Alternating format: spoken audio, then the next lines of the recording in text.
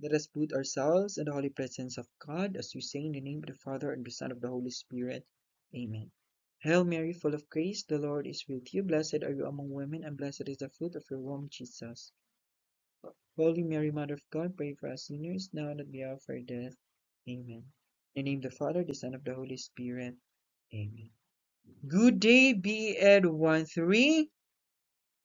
I hope you are doing well. Kumusta ang Semana Santa sa tanan? Tanan ba nakasimba? Tanan ba nakapangalyupo? Tanan ba nakapangayo pasaylo? Okay, good to hear. Now, let's proceed to another topic. This will be our last topic. But before that, last topic we are able to tackle about the ethical relativism and centripetal morality. And I know you are familiar with this too because we are done tackling about these two topics. Okay, now let's proceed to human sexuality and morality. Now, now we will be discussing about sexuality class in different forms, now different perspective and examples. Now I want you to open your mind, be open-minded, kay we are be delving about sex man o nakalain-lain. As a future educator, we need to embody sa man, open-mindedness na agyud na ang flexibility as usa ka teacher. Kay ngano man, we cannot impart knowledge to our student if we in ourselves we are close-minded, no? If dili ta mo dawat og mga different nga mga criticism and unsa man mga different criticism or mga topic nga beyond sa ato ang kuan, beyond sa ato ang pangagpas. Now, our topic for today is all about human sexuality and morality. But before that, I will read the learning objectives for you. At the end of the 2-hour session, students are expected to A. Identify and explain key concepts related to human sexuality and morality. B. Develop the critical thinking skills to assess issues related to human sexuality and morality through answering some questions. And C. You will reflect their own values and beliefs regarding sexuality and morality through an active oral participation. Now, we can attain and obtain the following learning objectives if all of you will mulantaw mo sa ako ang recorded discussion. Okay. Now, what we are talking about today is all about human sexuality and morality in context. Now, what comes to your mind when you hear the word sexuality? No, sa atong hunahunaan o makadungong tagword nga sexuality, it may be gender, pwede sad na, male or female, pwede kayo. Now, human sexuality is about how people experiences and express themselves as sexual being. Okay, we can relate it sa mga male, female, unsa man, sa paman, mga bisexual, gay, lesbian, transman, transgender, mga pansexual. So it's not just about sex. So dili lang tama na about sexuality. It's a mix of feelings, attractions, behaviors, identities, and relationships. Now, human sexuality, all of us experience it in our own way. No? Me, you, yung silingan, experience sexuality in our own way. So it's influenced by the things like, first, good ang religion. Second is ang culture, upbringing, life, the environment, and the life experiences. And yes, it's normal for this to change or evolve over time. Kaya natural ra, di ba, na ay artista, yung Binibining Gandang Hari sa sauna, kuan pa siya, laki kaayo. But as time goes by, it evolved over time. Nahimo siyang ni out siya sa iyang self as a gay or as a trans man. Kaya when we say trans man, sa man magsuot kang pamabae but your private part is mao gihapon as a male. Transgender mao na gyud na ang mag-utro ka sa imong self. It may be physical or your reproductive organ as well. Okay, nasabtan ra class? Now let's proceed to morality and context. Now, nahibaw na to nga morality is all about believing what is right and wrong or bad behavior. It affects from personal values, religion, or society. Okay, morality shaped by the situation, culture, or perspective in which a decision is made. So it is not absolute. So what is right and wrong can change depending on the circumstances, depending on your values, your maxim, your principle, depending on the religion or your society or environment. Okay, like stealing, lying, killing, or breaking a promise. It's how morality works. Now, og nag-uban ka og mga barkada, mga bugoy, you will promote bad. No, makakuan sa imong self nga bad. No, makahimo ka og bad. You will do bad and less good. Magdepende, your decision is within yourself lang yun. Now, morality, naara gyud sa imong mga kamot, naara gyud sa imong decision if you will do good things or do bad things. Okay? Now, what if we will relate the sexuality from biological? This focuses on the physiological and genetic aspect of sexuality. It includes reproductive anatomy, hormonal influences, and genetic factors that shape sexual development and behavior. Example, in a biology class, students might learn how hormones like testosterone and estrogen influence physical during puberty, affecting such as a voice for a male and the breast development for the female. Now we are uh, tackling about the physical appearance of a human. It may be unsa man katong na male reproductive or female reproductive. It shape how individual experiences and express sexual behavior and identity. So sa laki, nidako ang tingog, sa bai there is a development, no? Ang laki makaburos na once mo hit og puberty, nya ang bai makarelease na sad og egg cell. Also ang laki makarelease na sad og sperm cell. No? So the physical or the internal nga meaning sa sexuality. Now let's proceed to sexuality from psychological. Now this approach examines sexuality in terms of emotions, identity, and cognitive processes.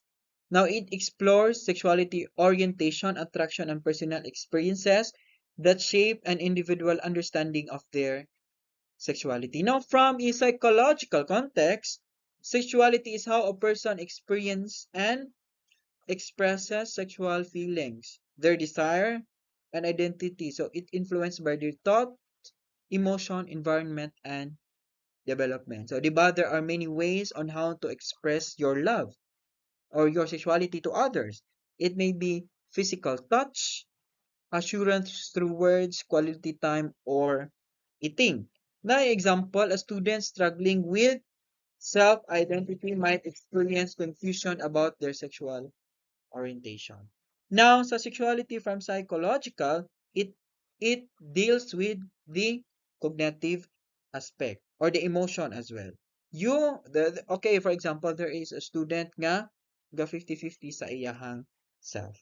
Now, he is confused kay nganong ingani man iyahang nabati when when nakakita siya sa iyang crush nga laki. So laki sad siya, nagka-crush pud siya og laki. So there is a confusion. There is a linkage of the cognitive processes. No? And a supportive environment can encourage discussion about identity that navigate their feelings. If there is a supportive environment with the sexuality from psychological, kay meaning man aning sexuality from psychological, mura kag gaduha-duha sa imong feelings. Now, it affects your emotion as well, your attraction to others, your sexual orientation, which shape you of your understanding of your own sexuality or your understanding of sexuality. Okay, nasabtan na ba class? Okay, now let's proceed to sexuality from socio-cultural. Now, there's this perspective considers how societal norms, tradition, the cultural beliefs shape the attitude towards sexuality. Now, it includes factors like gender roles, expectation, and influence of media and religion. Now, sa una class, sexuality from socio-cultural, ang mga bai sa una, unsa man gi-serve as mga slave during the Egyptian time. So during sa mga Roman Empire, ang mga bae nahug nga slave. Ang mga laki, they are inferior on what they are, what they wanted to do. So ang mga bae, that's why there is a male to male nga relationship during that time because ang mga laki makig-uyab ra pud og laki for the reason that inferior to inferior, not inferior to mga slaves. Now, okay, let's proceed to socio-cultural. It includes a gender roles, expectation sa imong environment as well. So, isip po sa kalaki, dapat mubuhat ka ana. Isip po sa kabae, dapat mubuhat ka ana. Influence also the media and religion. So, if unsa imong religion, naka-influence, sad na siya sa imong sexuality. Like for example, in Roman Catholic, there should be a boy and a girl. No? Ug sa lain po yung mga religion, ug unsa ilang mga paniniwala, mga if okay ba ang gay and lesbian, now it is okay. So here is an example in a classroom discussion on cultural differences. Student might explore how different society view relationships and marriage. So for instances, some culture they want the arranged marriage, while other it is individual choice in romantic relationship. So magdepende siya if unsa asa ug unsa ka nga gidak-an nga kultura. Now, sexuality will also, unsa man, ato siya mahubog o ato siya, it is based on your perspective sa imong environment. Okay, nasabtan na ba class? And now, how morality influences attitude towards human sexuality? First is the cultural beliefs. Now, in some cultures, premarital relationships are discouraged because they are seen as morally inappropriate. For example, a student might notice that their family values arranged marriage and emphasizing commitment and tradition over personal values. Now, morality influences attitude towards human sexuality. First is the cultural belief because ang cultural belief nagset sila og mga rules for what is considered acceptable to the community or tabo or unacceptable towards the community. No, 'di ba? Example ani is a student notice that there is a family values arranged marriage which emphasize commitment and traditional over personal choice. So para nila it is a commitment.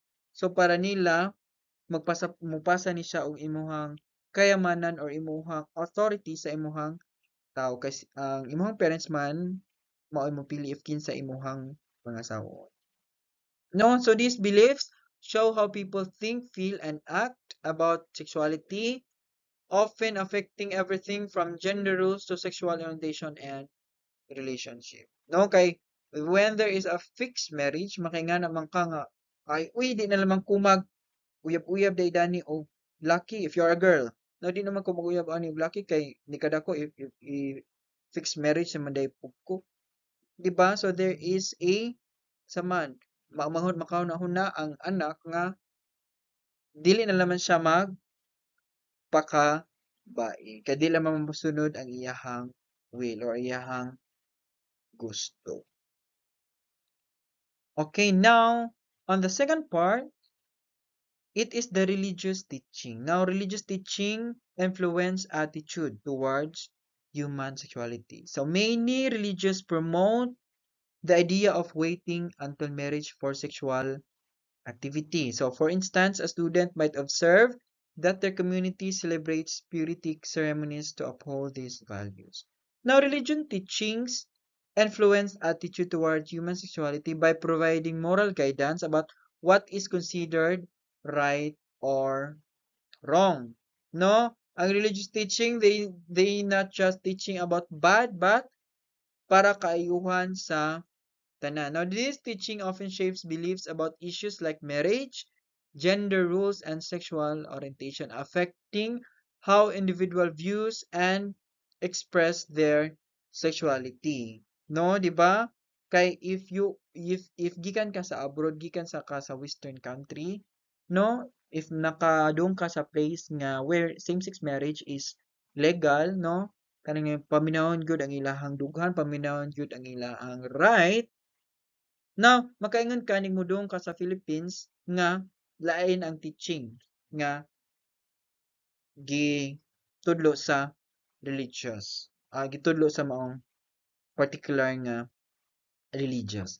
Now, ani ma-apply ang centripetal morality class. So there is an equal, neutral.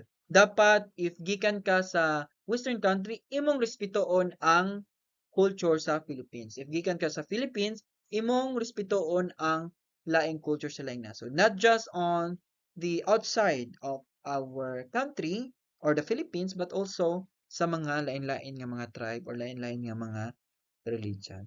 Now, on the third one is the personal ethics. An individual might choose to respect their partner's boundaries because they believe in treating others with dignity and care. Now, personal ethics, it influences attitude towards the human sexuality. Diba? For example, a student might decision and open and honest about a consent relationship. Now, personal ethics, reflect an individual own belief about what is right and wrong based on their values and life experiences. Now, these ethical beliefs guide how a person makes a choice about sexual behavior, relationship, and respect for others. If you as a person, you have your honesty and integrity, you will have a, this will be your guidance, no, to make a choice about sexual behavior, about your relationship, and with by respecting also others. No, you have the integrity, bisag wala imong partner, you are being loyal or mabuhat kag unsay sakto gyud para sa kayuhan sa inyong relationship. Okay? Nasabtan the class how morality influence attitudes towards human sexuality. Okay, very good.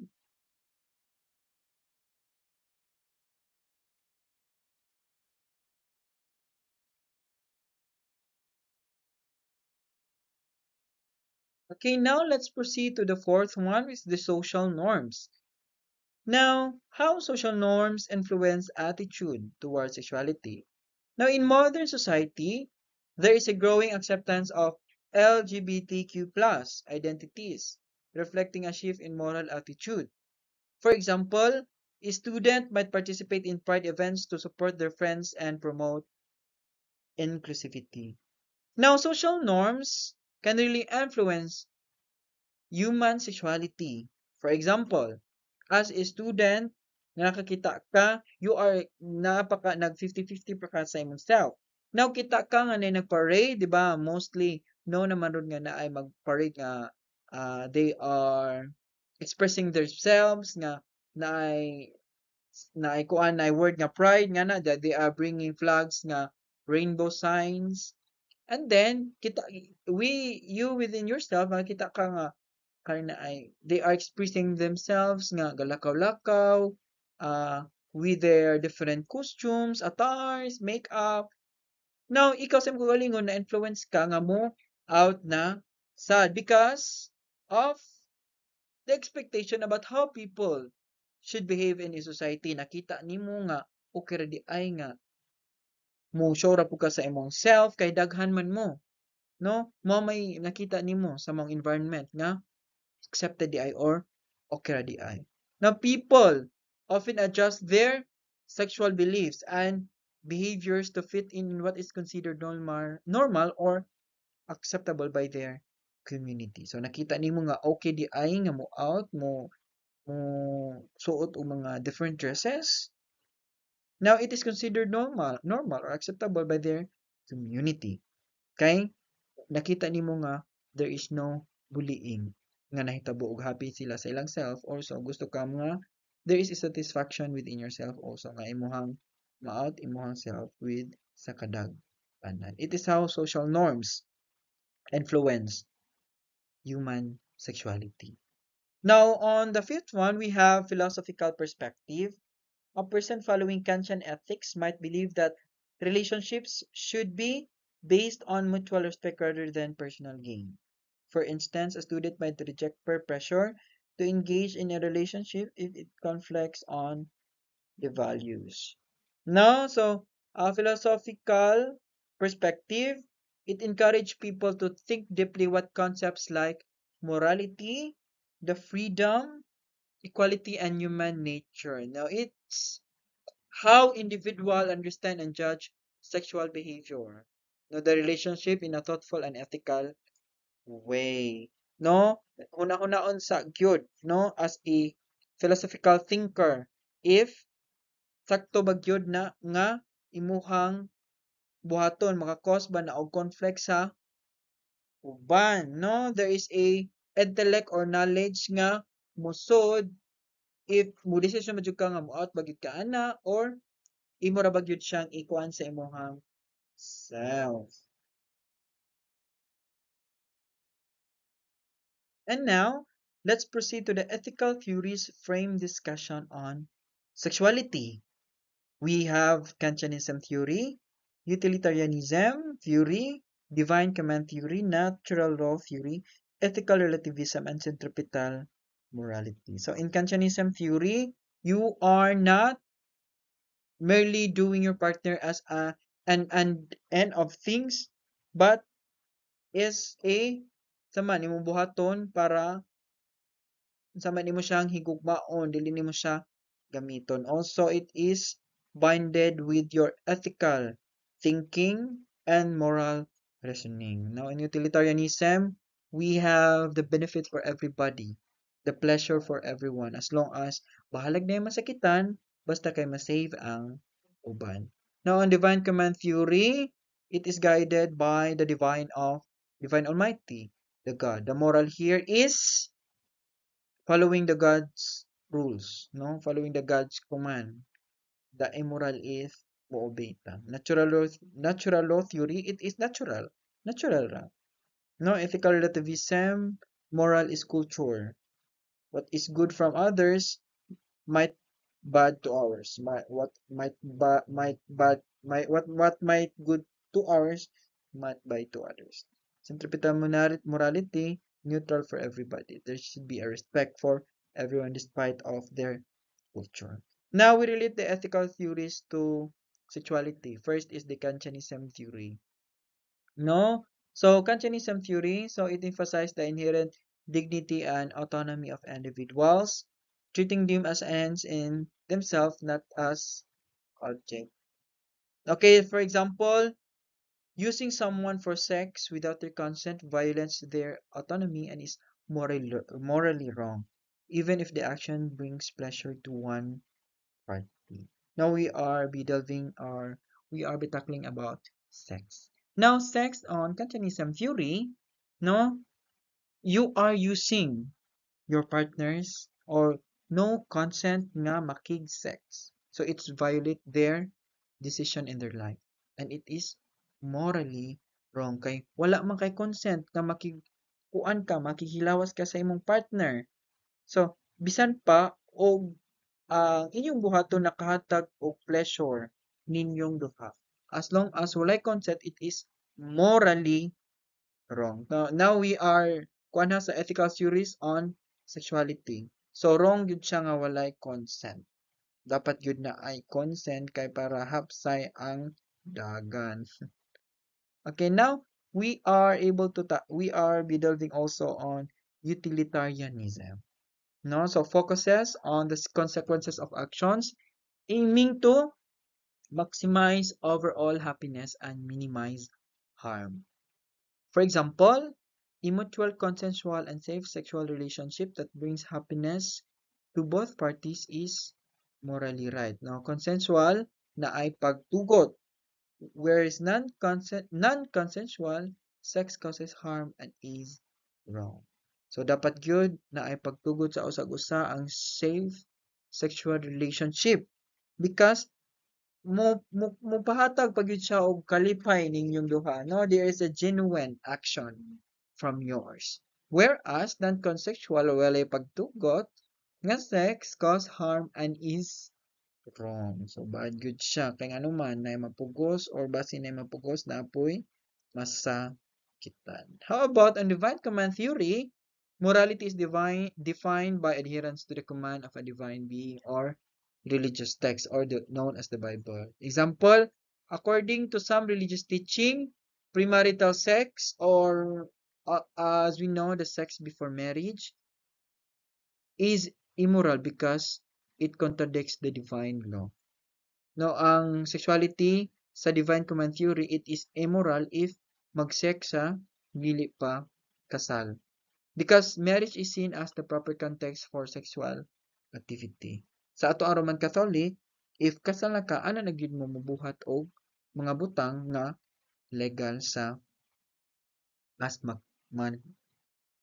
magminyo or kasado na. Pwede na mo mag-sex basta kasado na. Kay if we allow premarital sex or the sex before marriage, kuan man, it destroy the sanctity of marriage. No, mawala ang kuan, kabalaan sa kasal. Now, the natural law theory argues that morality is based on the natural order and purpose of things, including human sexuality, which is often linked to reproduction and the family unit. Now, on natural law theory, ang sexuality, gibuhat ang laki o bae nga magpartner, gibuhat ang male reproductive organ para sa female reproductive organ. Naturally, para magpartner gyud, para to have offspring, para naay mga anak, para magbuhat og family unit or the basic unit of society is the family. Example, the heterosexual marriage, when we say heterosexual, it is a boy to girl or girl to boy.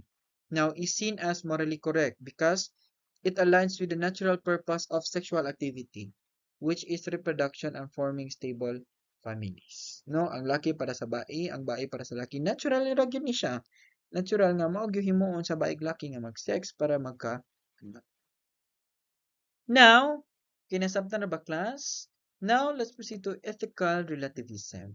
Now, in ethical relativism, asserts that moral principles are not universal, but are shaped by cultural, societal, or personal context. Example, in some cultures, polygamy, when you say polygamy, dapat isarag your partner, is morally acceptable.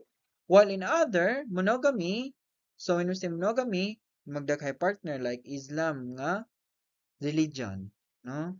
Each culture belief system define what is right or what is right for them. Diba sa ato dapat isayag gyud ato ang kasalan. Now on Islam or mga Muslim, pwede duha. Depende sa imuhang unsa man, depende sa imuhang hierarchy imong kwarta nga makabuhi og pila ka bae. Now it is defined what is right for them. Maybe para nila it is right, para nato dili. Para nato right, para nila dili. No? Depende ra gyud na siya sa culture o sa imong environment. On the other hand, centripetal morality prioritize care, empathy, and the emotional well-being of others in moral decision, focusing on nurturing and sustaining a relationship. Example, a sexual relationship where partners openly communicate and care about each other's emotional and physical needs is seen as morally positive because it emphasizes mutual respect and care. So there is in open communication sa centripetal morality, which highlights immorally positive.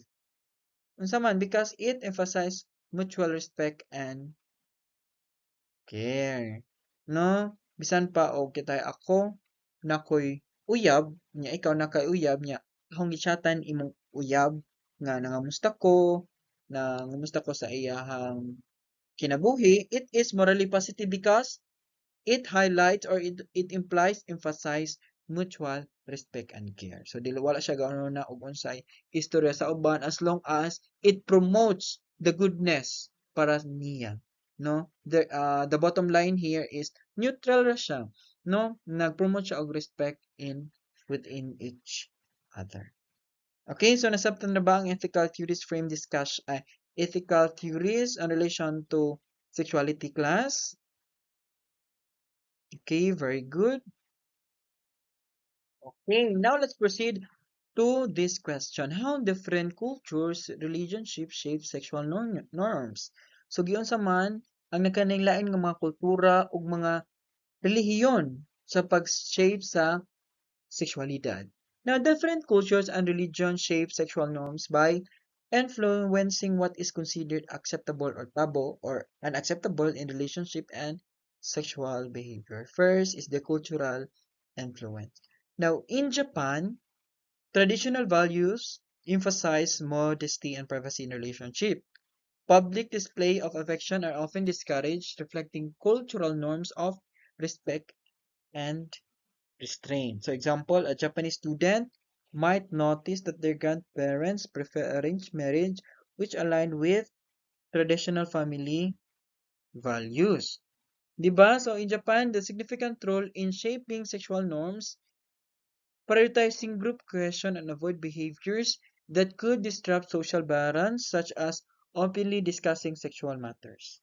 Now, sa kultura sa Japan, ang pagtanaw nila ang sexual norms nga ilang gisunod is dili mag PDA-PDA, no? Dili mag public display of relationship sa kadaghanan.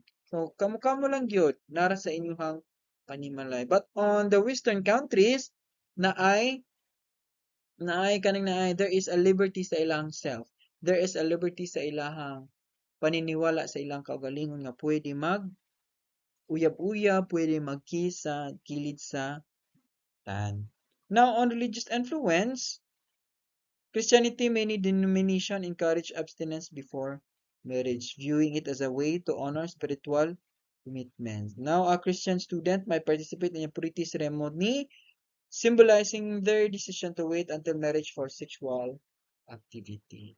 No, sa religious nampod, nakuha siya belief sa mga Christianity that sex is sacred at meant to be shared within the context of marriage. Now, it is often reinforced through teaching so about the sanctity of the body with many definition promoting chastity as a reflection of faith and moral discipline. So, dako gyud nga impluwensya ang religion sa sexual norms.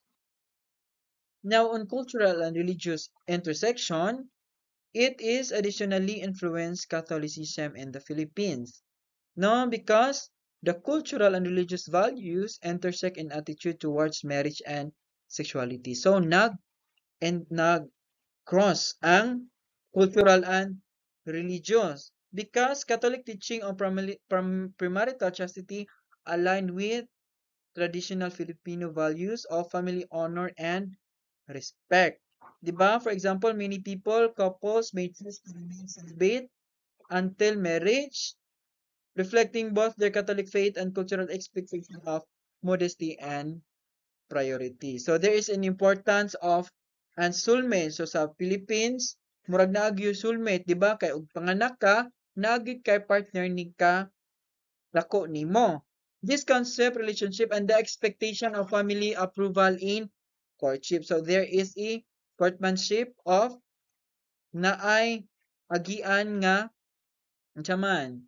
There is a respect, no? Naay respeto nga kuan. There is payon pa ang kamot sa imuhang ginikanan usa ka makasal, which reinforce the connection between the religious beliefs and cultural traditions in sexual norms.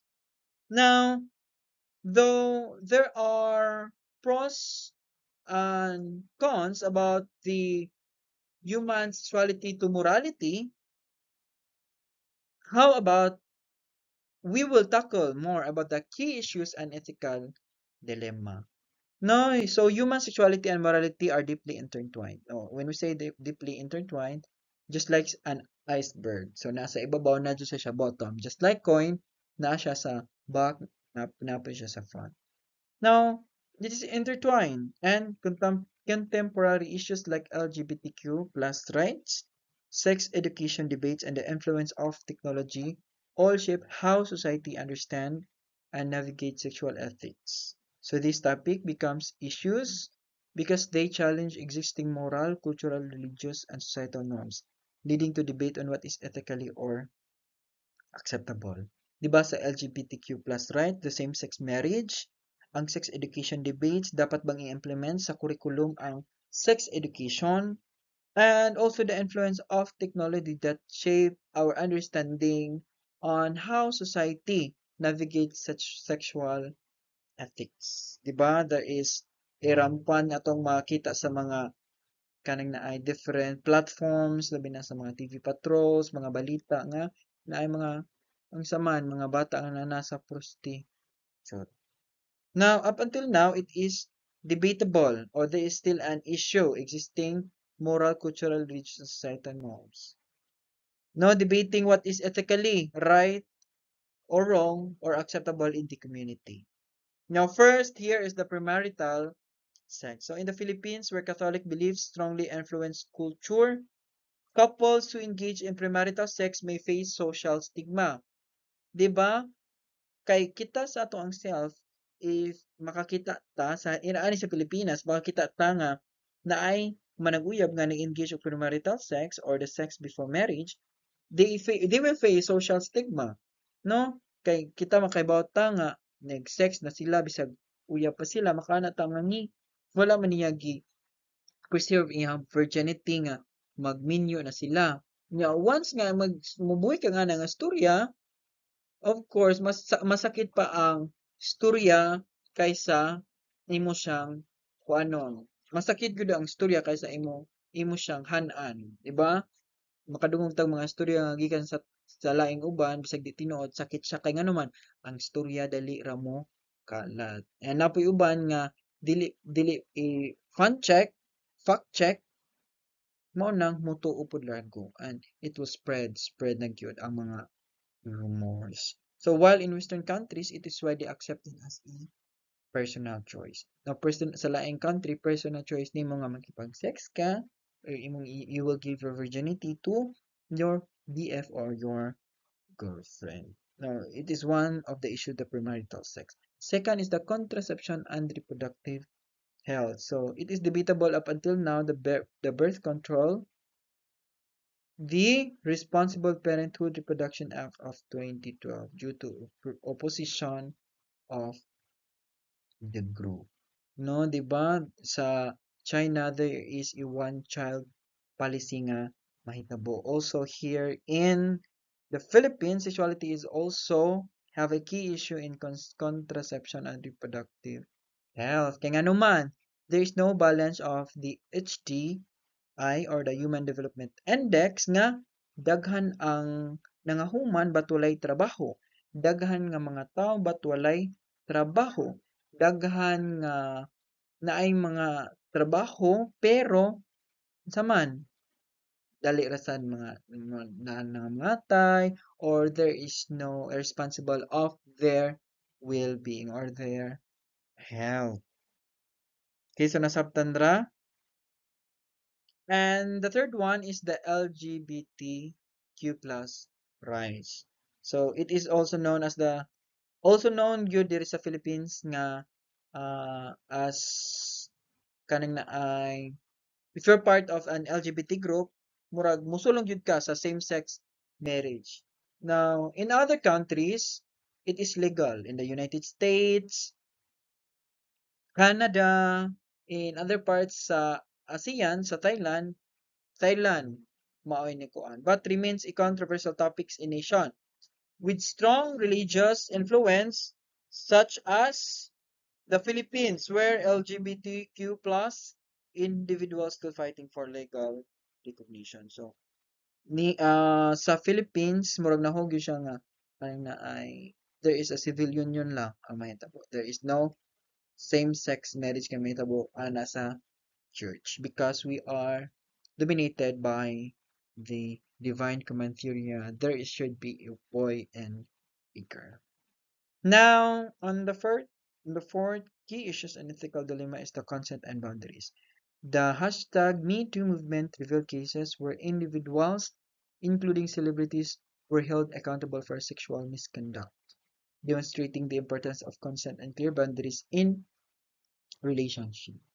So, di ba, ang mahitabo if there is no consent and boundaries, if mag-sex mo, mahog siya nga rape. That is why, boys, girls, it is very important nga kamong duha magkasinamtanay sa inyong buhaton sa inyong matag adlaw. Labi na sa mga naiiyak. No? No? There should be a sexual nga understanding on the terms if mabot mo na nga particular nga one. The fifth one, there is a pornography and media influence.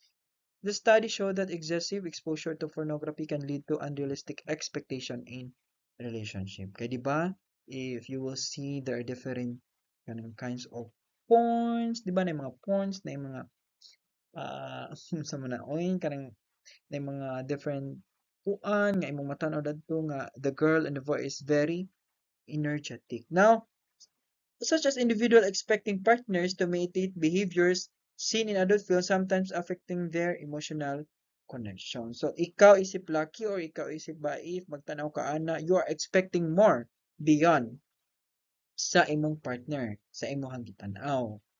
Diba? But, diba as a Filipino, o sa kaya, maurag yun na. And this will lead to emotional connection, the disimbalance of your emotional connections. Kay wala na meet sa imong expectation ang angay niyang buhaton or angay niyang i-portray ana. Okay, so nasabtan na ang different key issues and ethical dilemma, though naapay daghan ani, but I am choosing top 5 nga mas ma-relate nato here in the Philippines. Okay? So, okay, at the conclusion, human sexuality and morality are shaped by cultural, ethical, and personal perspective. Issues like premarital sex, contraception, LGBTQ plus rights, pornography, and consent spark debates on ethics and social responsibility. Education, open discussion, and advocacy helps societies navigate these complex topics. So, the importance of empathy and open-mindedness.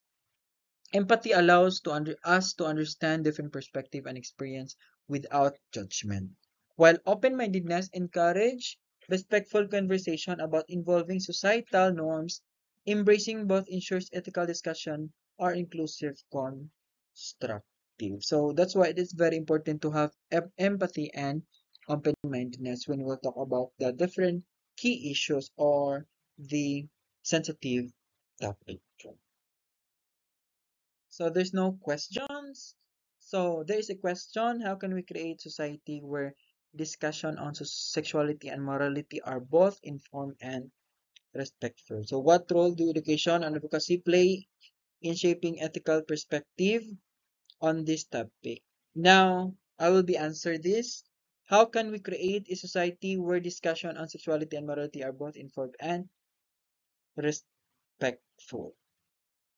Now, in creating a respectful society, it requires a promoting open-mindedness, no? Informed conversation about sexuality that encourage diverse perspective and encourage empathy. Now, dapat natong hunahunahon nga nagkalain there is a lot of perspective towards on that specific topic.